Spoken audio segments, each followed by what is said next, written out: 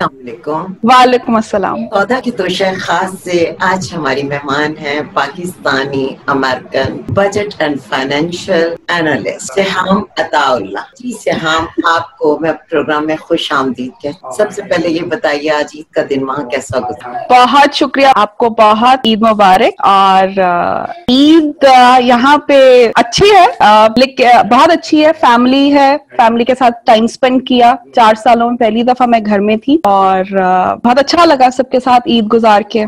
लेकिन वही बात है कि जो मजा पाकिस्तान में ईद का होता है, गहमा गहमी, वो एक ईद की फीलिंग होती है। वो जो फीलिंग है ना, वो थोड़ी यहाँ पे मिस होती है। लेकिन वैसे अल्लाह का शुक्र है, हर चीज बहुत अच्छी है। मेरा मानना ये कि जहाँ फैमिली होती है वहाँ पे सब कुछ होता है। जब आप पहली दफा अमेरिका पहुंची पाकिस्तान से और एयरपोर्ट पर जो हुआ, प्लीज वो हमारे नाज़रीन के लिए जरूर बताएं। अच्छा, पता है क्या सौदापा, ये एक आयरनी है हमारे माशरे में और कल्चर में भी। तो आज से 10 साल पहले जब मैं यूएस आई, पढ़ने के लिए आई थी और स्कॉलरशिप था, बहुत मुश्किलों से इजाजत मिली घर से। उस वक्त तो पता ही नहीं था कि मैंने यूएस में रह जाना है। तो ये हुआ कि जब मैं आई और एयरपोर्ट पे इमिग्रेशन का प्रोसेस होता है कि वो आपके सारे डॉक्यूमेंट्स हर चीज चेक कर रहे होते हैं। तो अब ये ऑफिसर आया मेरे पास, उसने मुझसे एज यूजुअल मैंने अपनी सारी फाइल निकाली और इसको दी। तो अब वो ना मेरी फाइल देखा, उसने देखी, तस्वीर भी लगी हुई थी मेरे डॉक्यूमेंट्स पे। उसने मुझे फाइल देखी, मतलब चेहरा देखा। अब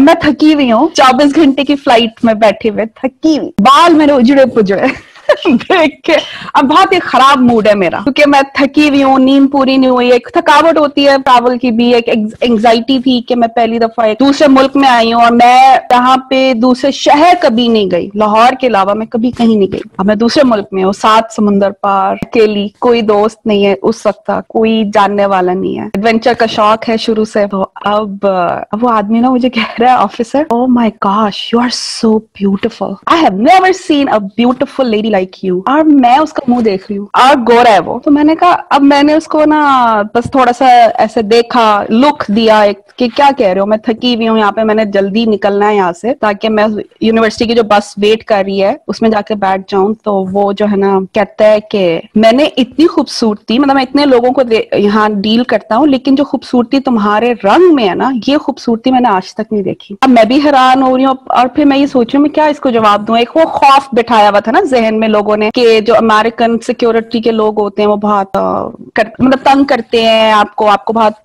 अपनी ही बात करनी है, ज्यादा बात नहीं करनी है, अगर वो कोई बात करे तो इग्नोर करो या वो। तो मैं मुस्कुरा दी। जब उस कुत्ते वगैरह थे वो भी आ गए सारे, वो समझे शायद ये कोई स्पॉटेड है, डरी झटकी। तो उसने मुझे कहा कि नहीं कोई बात नहीं। उसने मुझे ना थ्रू किया, मतलब सारा क्लियर किया, आगे किया। तो जब मैं आने लगी ना फाइनल अपना सामान वगैरह पिक करने के लिए, फिर उसने मुझे दोबारा यही कहा। अब जब मैं आई, फिर टाइम गुजरा, फिर दोस्तों से मैं मिली, अपने क्लासरूम में जब गई तो वहां पे हर कोई मुझे ये कहता था। अब यहाँ पे ना यूएस में जो खवातीन है, लाइट स्किन खवातीन, उनको ना ये हमारी स्किन टोन बहुत पसंद है। उसके लिए वो बकायदा टैनिंग बेड्स होते हैं, टैनिंग सेंटर्स होते हैं, जहाँ पे जाके ना अपनी स्किन को हमारे रंग का करवाती हैं। तो यूनिवर्सिटी में गर्मियों का सेमेस्टर था मेरा और मैं बाथरूम में हाथ धो रही हूँ, एक खातून आई है और वो आके मुझे कहती है कि तुम किस नंबर का टैन करवाती हो अपने आप। मुझे नहीं पता था कि टैनिंग के नंबर्स होते हैं, ग्रेड्स होते हैं। तो मैंने कहा कि टैनिंग, मुझे ये भी नहीं पता था टैनिंग भी कोई चीज होती है। तो मुझे बाद में यूनिवर्सिटी में आके पता चला कि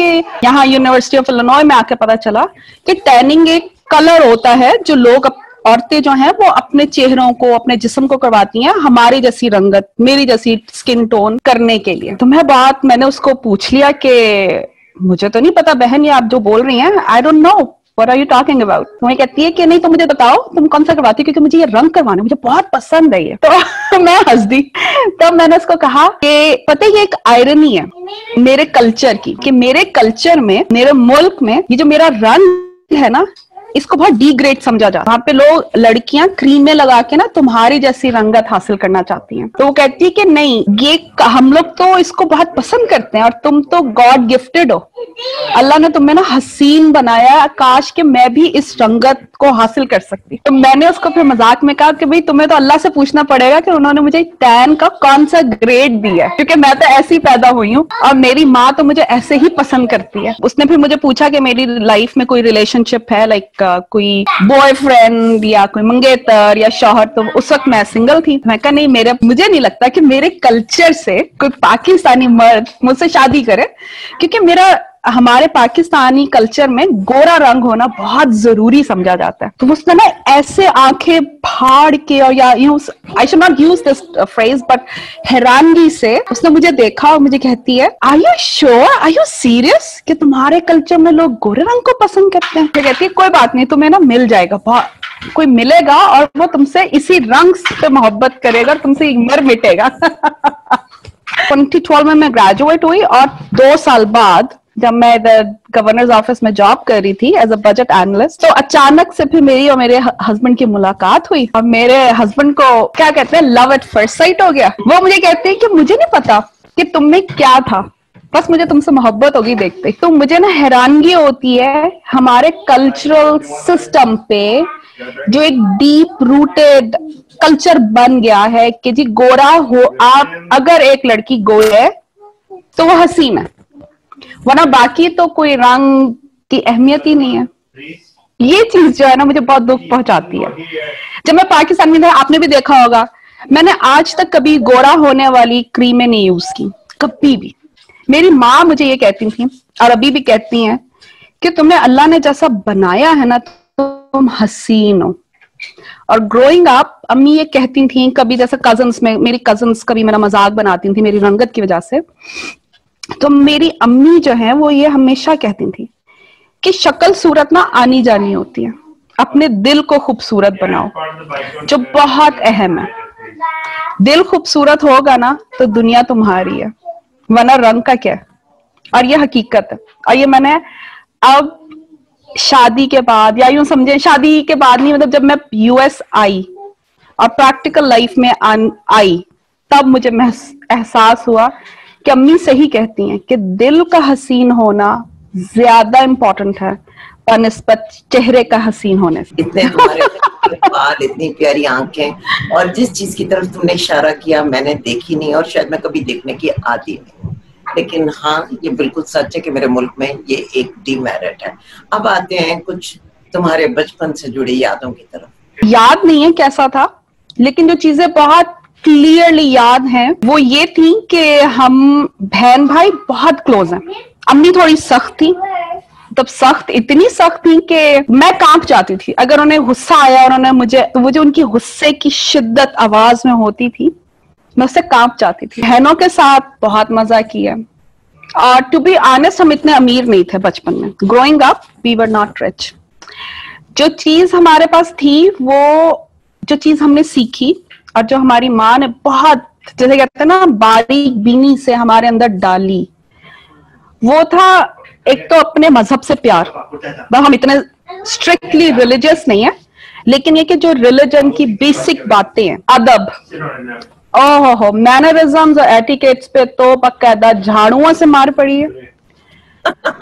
डंडे तो नहीं, बड़े झाड़ू से, चप्पल से मार पड़ी है। ऊंची आवाज में अगर हम बोल गए हैं तो उस पर डांट पड़ी है कि तुम इतना ऊंचा क्यों बोली हो। और गाली गलोच तो तौबा तौबा, अल्लाह माफ करे कभी हमने दी नहीं, लेकिन ये कि अगर हमने आपस, बहन भाई भी हम लोग आपस में आप से बात करते हैं, अगर किसी ने तू कह दिया तो वहीं पे अम्मी से डांट पड़नी है। और घर के कामकाज और ये जो घरेलू चीजें होती है ना, मतलब घरदारी जिसे हम कहते हैं, वो उस पर बहुत ध्यान होता था अम्मी का। सलीका, घर के कामकाज सीखने, ये चीजें बहुत होती हैं, बहुत सीखी हमने और सिखाई अम्मी ने बड़ी ऐसे रिलीजियसली कि आप स्कूल में तो काम करके आ रहे हैं, पढ़ाई करके आ रहे हैं, स्कूल भी बहुत सख्त था हमारा, तो वो भी हमने किया। और घर के कामकाज ये होते थे हमारे कि आपको कपड़ा काटने से लेके सीने तक आना चाहिए। बुनाई जो है, निटिंग, वो भी आनी चाहिए। सिंपल निटिंग स्कार्फ नहीं, आपको हर चीज आनी चाहिए। स्वेटर बनाना, टोपियां बनाना, मोजे बनाने, अच्छा ये भी सीखा है हमने। कुशन कवर्स अम्मी बनवा रही हैं, तो कुशन कवर मुझे आज भी याद है कि मैंने एक दफा, अम्मी ने मुझसे 6 दफा कुशन का जो कोना होता है ना, जो हम कोना स्क्वायर बनाते हैं ऐसे नोक, 6 दफा अम्मी ने उधड़वाई और फिर सिलवाई। जब तक वो सही नहीं हुआ ना, अम्मी ने कहा करो। कमीजों के गले बनवाने हैं, अम्मी ने कपड़े भी सीने सिखाए जी हमें। और मुझे याद है कि अम्मी ने वी गला बनाना था, मैंने अब वो वी सही नहीं बन रहा था, कोना जो चोंच होती है ना वी की, वो सही नहीं बन रही है। अल्लाह, अम्मी ने तो वो कमीज उधड़वाई, चलो जी इसको करो दोबारा ठीक करो। मेरा ख्याल है 5वीं 6ठी दफा जाके वो वी सही बना, मगर वो बात ऐसे जहन में बैठ गई कि वी बनाना कैसे। फिर रोटियां पकाना, वो तो मैं आज तक कभी नहीं भूलूंगी। रोटियां बना रही हूँ मैं, मेरी रोटी गोल नहीं बन रही। अम्मी आई है, अम्मी ने देखा कि रोटी गोल भी नहीं बन रही और जल भी रही है और मोटी भी है, तो चिमटा रखा था, वही चिमटा अम्मी ने मेरे हाथ पे मार दिया। अच्छा अब लग गया है, अब हाथ पे लगा है जोर से। भाई वो दिन और आज का दिन, कि अब मैं शादी के बाद भी जब रोटी बनाती हूँ ना, तो मेरी सास मुझे कहती है तुम इतनी जल्दी रोटी बनाती कैसे हो, और गोल भी, और रोटी तुम्हारी फूल भी जाती है। ये था हमारा बचपन। और घर की सफाइयां, अब हम 4 बहनें हैं, तो ये होता था कि बारियां लगी हुई थी हमारी, हर हफ्ते हमने कपड़े भी धोने हैं और हर हफ्ते हमने जनाब घर के काम भी करने हैं। घर की सफाई तो 2 दफा घर में होनी है, 1 दफा तो लाजमी होनी है रोजाना। और ये हमारी पढ़ाइयां भी हो रही हैं, जिसके अंदर पढ़ाइयां भी हमने अच्छी की हैं, प्राइवेट स्कूलों में हम पढ़े हुए हैं, और स्कॉलरशिप्स मैंने पढ़ा है हम लोगों ने। तो अब पढ़ाई में भी ग्रेड्स अच्छे आने चाहिए और ये काम भी हमारा होना है सारा। अम्मी हमेशा ही कहती हैं कि तुम्हारी डिग्री किसी ने नहीं देखनी, तुम्हारे हाथ का पका हुआ खाना देखना है, और जिस तरीके से तुमने अपना घर रखा है ना वो देखना है। और वो बात आज 100% ट्रू है। शादी के बाद इस बात का एहसास हुआ कि अम्मी ने जो जो बातें कही थी वो बिल्कुल ठीक है। घर में जब शादी हुई तो उसके बाद जी खाना भी बनाए हमने, दावतें भी की, और अभी भी करते हैं। जॉब भी फुल टाइम है मेरी, और मेरी जॉब आवर्स हैं वो 9 to 5, तो बस अब बुक्स में है 9 to 5, वरना मेरी जॉब जो है वो 10 to 12 आवर्स तक जाती है। फिर बच्चा भी पाल रहे हैं हम, और बच्चे की तरबियत भी कर रहे हैं, हर चीज है। मतलब यानी यूएस में रह के भी मैं एक पाकिस्तानी ही हूँ। बात हूँ आपके प्रोफेशनल लाइफ की तरफ, जो शुरू तो पाकिस्तान से हुई, लेकिन होते होते फिर अमेरिका तक पहुंची। फॉर्मल तो बहुत पहले हो गई थी, जब मेरे फादर की डेथ हुई, तो उसके बाद ऑफ कोर्स जिंदगी गुजारने के लिए पैसा जरूरी होता है, तो अब उसका एक ही तरीका था कि हम लोग पढ़ाएं। तो सब बहनों ने मिलकर ट्यूशंस पढ़ाई, अम्मी भी पढ़ाती थी, बच्चों को पढ़ाया। तो इस सब पढ़ाने का ना एक तरीका आ गया कि बच्चों को पढ़ाते कैसे हैं। हर लेवल का बच्चा पढ़ाया, जरूरत थी तो नर्सरी के बच्चे को भी पढ़ाया घर में, और मास्टर्स के बच्चे को भी पढ़ाया, यानी बीए के बच्चों को भी पढ़ाया। फिर एमबीए किया, साथ साथ मैं पढ़ाई भी करी थी और घर में ट्यूशन भी पढ़ाती थी। बीकॉम फिर एमबीए, और फिर उसके बाद एमबीए किया तो साथ ही फिर बीकन हाउस में जॉब का एक वो प्लेसमेंट हुई, तो वहां पे मेरी सिलेक्शन हो गई ओएनए लेवल्स को पढ़ाने के लिए।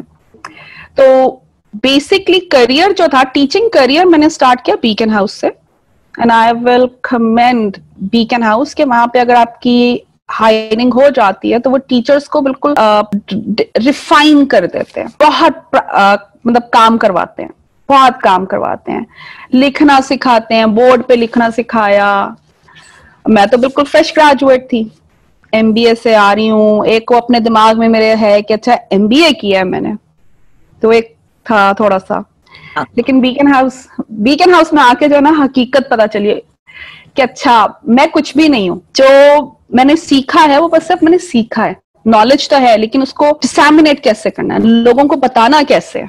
बोलने का तो शौक शुरू से था, पाकिस्तान टीवी पे काम किया, जब मैं एमबीए में थी तो पाकिस्तान टीवी पे काम किया 1-2 क्वार्टर्स के लिए, लेकिन वो एक पता था कि हाँ मैं बोल सकती हूँ, मुझे आता है बोलना। बच्चों को, अब बच्चे कौन से पढ़ा रही हूँ मैं खुद 22-23 साल की हूँ, और जो बच्चे मेरे सामने बैठे हैं ना वो हैं 14, 15, 16, 17 साल के। लड़कियां भी हैं, लड़के भी हैं, उनको भी पढ़ाना है। तो फिर सिटी स्कूल को ज्वाइन किया आपके साथ। सिटी स्कूल से बहुत सीखा, आपसे बहुत सीखा। आपसे क्या सीखा मैंने मिस सौदा? सबर, बहुत सबर, मुस्कुराना, हर हाल में मुस्कुराना है, वो मैंने आपसे सीखा। आपको याद है कि नहीं याद, जब मैं ये O1 को, अपनी C1 होता था, ग्रेड 9 को जो भी कहते थे लोग, क्लास 9 को, तो जी तो उसमें जब और मैं बच्चों को पढ़ाती थी मैथमेटिक्स, तो एक दफा ये बच्चों ने मुझे बहुत तंग किया, बहुत जानबूझ के तंग किया, और मैं भी बहुत फ्रस्ट्रेटेड हो गई। और मैं जब स्टाफ रूम में आई तो मैं ना बहुत खामोश बैठी हुई थी, अपने आप को ना बिल्कुल कंट्रोल करी थी कि मैं रोना नहीं है यहाँ पे किसी के सामने। तो आप आई क्लास के बाद और आपने ना मुझे पूछा चाय पियोगी, तो मैंने कहा नहीं पता नहीं, तो आपने चाय का कप मुझे लाके दिया और फिर मुझसे ना बातें करने लग गई। आई थिंक आपने शायद भांप लिया कि मैं जो हूं ना वो परेशान हूँ किसी बात से। एनीवेज, तो लॉन्ग स्टोरी शॉर्ट, तब आपने मुझे कहा कि कोई बात नहीं बेटा, ये तो सब वक्ती है, ये गुजर जाएगा, मुस्कुराओ और अल्लाह को शुक्र अदा करो और आगे बढ़ जाओ। तो वो बात मेरे जहन में रह गया और आज तक मैं ऐसे ही करती हूँ। फिर उसके बाद बीकन हाउस में दोबारा मैंने जॉब शुरू कर दी, स्कैन्स स्कूल ऑफ अकाउंटेंसी, वहां पे मैं पार्ट टाइम पढ़ाना मैंने शुरू कर दिया ACCA के बच्चों को। फिर उन लोगों का एक प्रोग्राम था with university of central Punjab, तो उसके लिए जो उसके ओनर हैं स्कैन्स के, आपने बहुत इंपॉर्टेंट रोल प्ले किया मेरी लाइफ में। एक रीजन ये भी है कि आज मैं अगर US में हूँ तो उनकी वजह से हूँ। बस फिर UCP में चले गए, वहां पे एज अ प्रोग्राम मैनेजर काम किया, कोऑर्डिनेटर, मैनेजर, सब कुछ ही था, उस प्रोग्राम के लिए काम किया। उसी दौरान जो है मेरे एक कलीग थे, आई डोंट नो अभी वो हैं या नहीं है क्योंकि राब्ता नहीं रहा, मतलब रहने का मतलब कि यूनिवर्सिटी में पढ़ाते या नहीं पढ़ाते, अल्लाह उन्हें लंबी उम्र दे। तो उन्होंने मुझे सजेशन दिया कि आप बाहर स्कॉलरशिप्स के लिए क्यों नहीं अप्लाई करती, बहुत आराम से मिल जाते हैं। फिर मैंने इस पर सोचना शुरू किया। जैसे शुरू में मैंने आपको बताया कि एडवेंचरस तो मैं हूँ शुरू से, मतलब फितरतन एडवेंचरस हूँ मैं, तो उसमें फिर मैंने कहा अच्छा चलो अप्लाई कर लेते हैं। तो मैंने कैनेडियन यूनिवर्सिटीज में अप्लाई किया, ऑस्ट्रेलियन में किया और अमेरिकन में किया। फिर मेरी जो यूनिवर्सिटी है, यूनिवर्सिटी ऑफ इलिनॉय, इन लोगों ने मुझे सबसे पहले एक्सेप्टेंस दे दी कि आप आ जाएं। स्कॉलरशिप्स का भी उन्होंने कह दिया कि मिल जाएंगे। तो बस फिर वीजा अप्लाई किया, माँ की दुआएं थी, ऑल्दो कि अम्मी को नहीं पता था कि मैंने ये सारे काम कर लिए हैं, फिर भी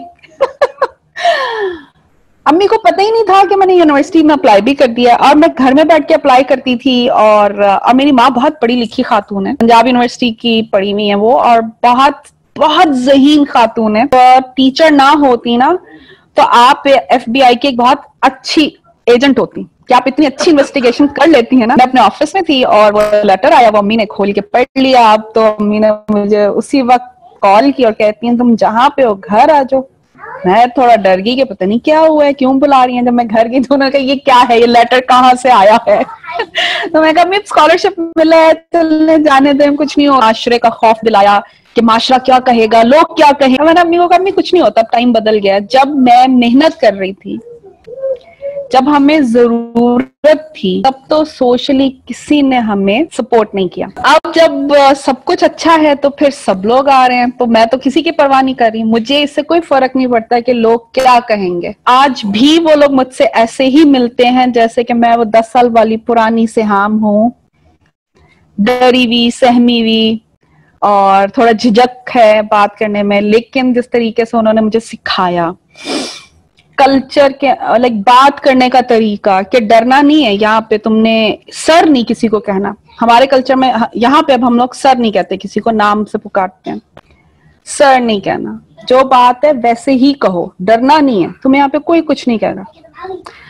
अगर काम नहीं किया ना तो कह दो नहीं किया, तुमने एक्स्ट्रा एफर्ट नहीं इसमें पुट करना, ना झूठ बोलना, जो है वैसे रखो। और किसी अपने अंदर ये फख्र महसूस करो कि तुम एक सेकंड लैंग्वेज बोल रही हो। इंग्लिश तुम्हारी लैंग्वेज नहीं है, लेकिन तुम उस लैंग्वेज को इतने अच्छे तरीके से बोल रही हो कि हम अमेरिकन वैसे नहीं बोल सकते। और तुम्हें इस बात का भी डर नहीं होना चाहिए कि तुम्हारा जो लहजा है, तलफ्फुज है, वो अमेरिकन नहीं है। कोई बात नहीं, ये तुम्हारी सेकंड लैंग्वेज है, इट्स ओके, इट हैपेंस। बस फिर वहां से फिर ग्रेजुएट हुई, कुक काउंटी हेल्थ के साथ मैं जॉब करती हूँ, budget and financial analyst, same वही चीजें हैं। हेल्थ केयर है ये, तो इसकी जो डिमांड्स है वो डिफरेंट है बनिस्बत बाकी चीजों के, बाकी सेक्टर्स के। मगर जो बेसिक्स थे वो सीखे, फिर उनको प्रैक्टिस किया। अप्स एंड डाउन्स बहुत आए करियर में। जो चीज काम आई और अभी तक आ रही है वो मेहनत और जो सीखा था उस वक्त सिटी स्कूल में, बीकन हाउस में, जो सीखा था कि बैठ गए हैं, रिपोर्ट कार्ड्स लिखने बैठे हैं। वो इतने बुक की तरह के रिपोर्ट कार्ड्स होते थे, तो पूरी पूरी रात बैठ के लिखा है उनको, और hand written, not the computer. बिल्कुल ऐसा। और मेरी उर्दू की हैंड राइटिंग तो माशाल्लाह थी। आप मेरे कमेंट्स लिखती थी उर्दू के याद है कि नहीं है?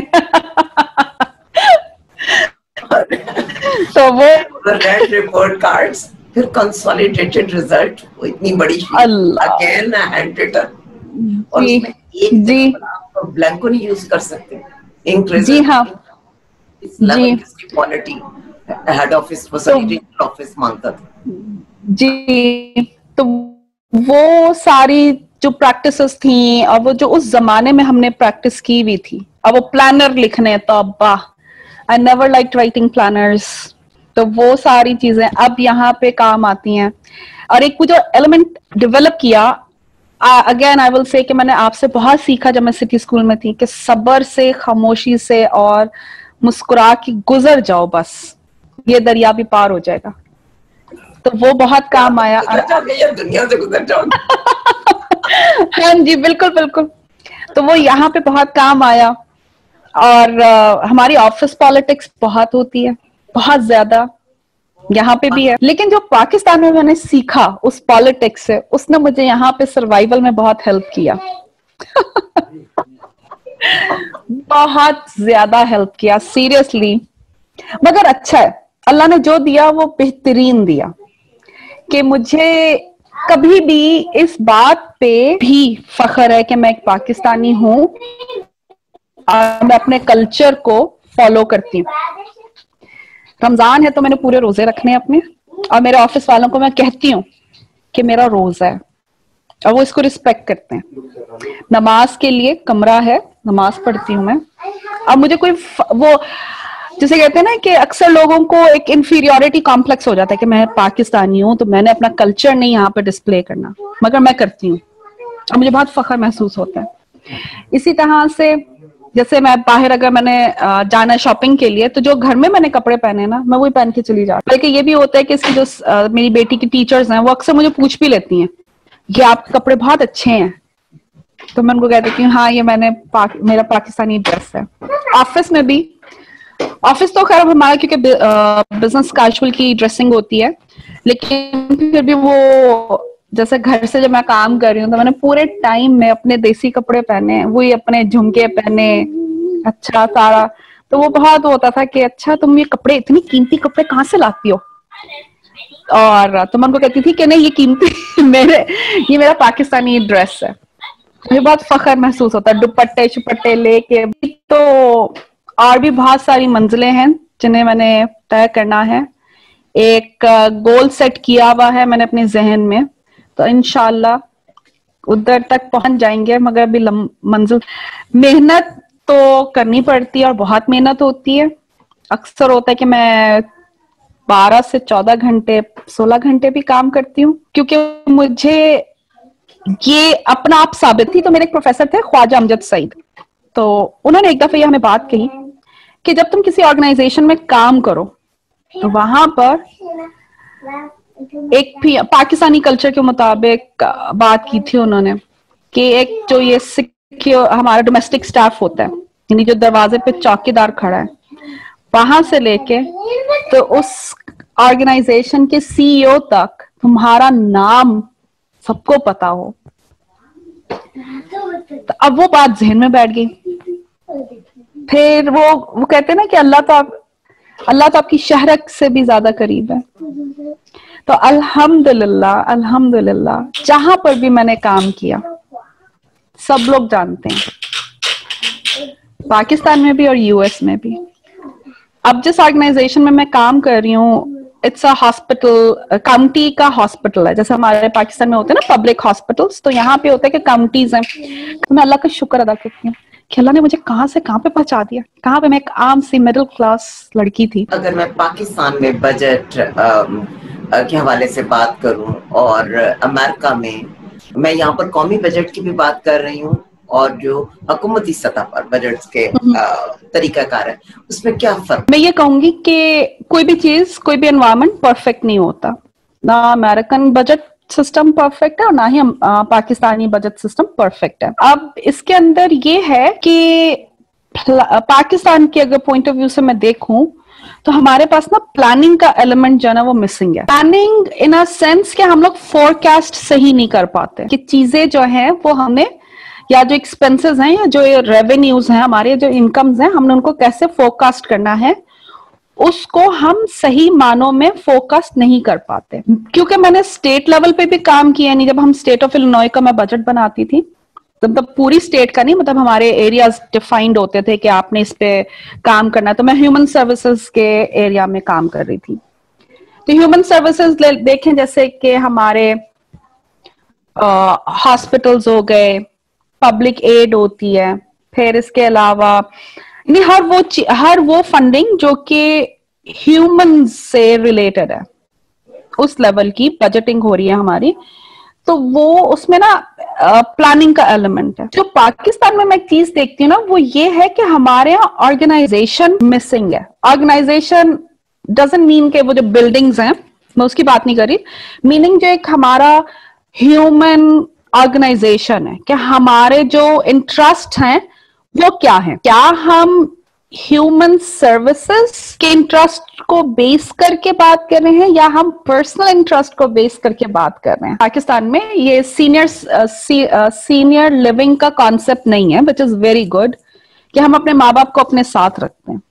ये कॉन्सेप्ट अभी पाकिस्तान में इतना कॉमन नहीं हुआ कि हम अपने अस्तगफिरुल्लाह कि हम कभी अपने माँ बाप को इन ओल्ड एज होम्स में छोड़ के आए। मैंने पिछले दिनों सुना था कहीं पे कि आई डोंट रिमेम्बर कि कराची है या लाहौर है, वहां पे सीनियर लिविंग्स या ओल्ड एज होम्स बने हैं। पब्लिक हॉस्पिटल्स, मेयो हॉस्पिटल देख लें, सर्विसेज हॉस्पिटल देख लें, यहाँ पे ऑर्गेनाइजेशन मिसिंग है, प्लानिंग मिसिंग है। फिर फेडरल लेवल पे प्लानिंग मिसिंग है हमारी। आई एम होपिंग कि जो हमारे नए प्रेसिडेंट हैं, प्राइम मिनिस्टर हैं, ऑफ कोर्स प्रेसिडेंट भी बहुत पढ़े लिखे हैं, and I love them, I love to hear them, क्योंकि उनके दिमाग में एक प्लानिंग है। ऑफ कोर्स जो चीज देखे ना, जो चीज बहुत देर से, ये वही बात है कि एक कपड़ा है जिसको हमने तय करके या वो बिल्कुल यूं ग्रिपल करके तो रख दिया, अब उसके अंदर सिलवटें बन गई हैं, तो उन सिलवटों को खोलने में टाइम लगेगा, तभी सिलवटें खुल रही हैं। And I am very confident about Imran Khan कि हम कर लेंगे, हम बहुत अच्छा कर लेंगे इंशाल्लाह। लेकिन वो जो पूरा एक प्रोसेस है, अगर हम मॉनेटरी और फिस्कल साइड से देखें तो हमारे यहाँ ना प्लानिंग मिसिंग है, पढ़े लिखे लोग मिसिंग हैं जो कि इन चीजों की कोर जानते हैं कि बेसिक्स क्या है हमारा, हमने किस बेस पे अगर 2+2 कर रहे हैं तो उसकी मेथोडोलॉजी क्या, वो मिसिंग है। मैं ये जानना चाहूंगी कि आप चूंकि हाउसवाइफ भी हैं, मदर भी हैं, तो इस हवाले से आपको क्या लगता है कि कितना मैटर करता है एक खातून खाना का अपने घर का बजट बनाने में कंट्रीब्यूशन या रोल, और घर का बजट अच्छा कैसे बनाया जाए? अब मेरे घर अगर मैं अपने ऊपर रख के देखूं तो बजटिंग का ये होता है कि वही एस्पेक्ट आ जाते हैं कि कितनी इनकम है हमारी और हम कितना खर्चा कर रहे हैं, तो वो देख के हम लोग करते हैं। 4C भी कर लेते हैं। और मैं अकेली कुछ भी नहीं कर सकती, सीरियसली सौदापा, मैं अकेली कुछ भी नहीं कर सकती। मैं शादी के बाद मैं आज जो भी कुछ हूं ना अपने हस्बैंड की वजह से हूं, कि वो कहते हैं ना कि मियाँ बीवी गाड़ी के 2 पहिए होते हैं। तो मैं ये समझती हूँ कि एक अच्छी जिंदगी गुजारने के लिए और एक अच्छा घर चलाने के लिए मैं अच्छी खानादारी नहीं कर सकती अगर मेरे हस्बैंड मेरे साथ ना खड़े हों। तो ये होता है कि हमारी पार्टनरशिप होती है हर चीज में, हम जो भी काम करना है, खर्चे करने हैं, पहले से हम लोग प्लान करते हैं, डिस्कस करते हैं और फिर उस पर अमल करते हैं। बहुत सारी चीजें होती हैं जहां पे कि मैं अपना एग्जीक्यूटिव ऑर्डर दे देती हूँ कि नहीं ये नहीं करना तो फिर वो ही होता है कि अच्छा नहीं करेंगे। फिर एक ऐसा भी वक्त आता है जहां पे मेरे हस्बैंड जो है वो एग्जीक्यूटिव ऑर्डर दे देते हैं कि नो ना दिस इज नॉट राइट, तो वो फिर हम वही करते हैं।